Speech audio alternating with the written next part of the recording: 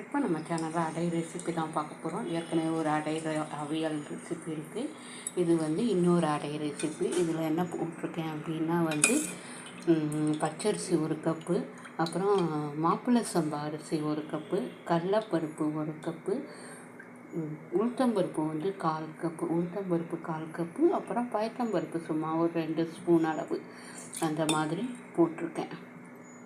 இதில் ஒரு கப்பு வந்து நம்ம வந்து துவரம்பருப்பும் ஊற வச்சு சேர்க்கணும். அதையும் ஆட் பண்ணுறேன்.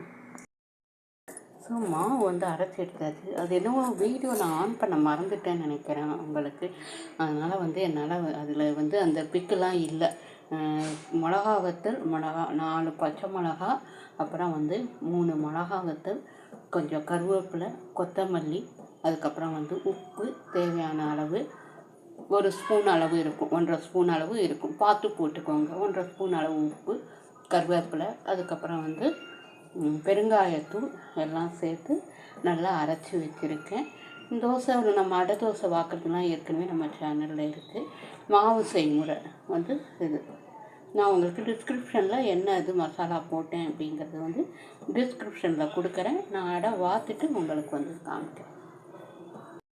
நான் மாவு அளவு செய்முறைலாம் கொடுத்துருக்கேன். அடை தோசை வாத்துருக்கேன். ஏற்கனவே நம்ம சேனலில் வந்து ஒரு தோசை இருக்குது, அந்த லிங்க் கொடுத்துட்றேன். செக் பண்ணி பார்த்துக்கோங்க. தேங்க்யூ.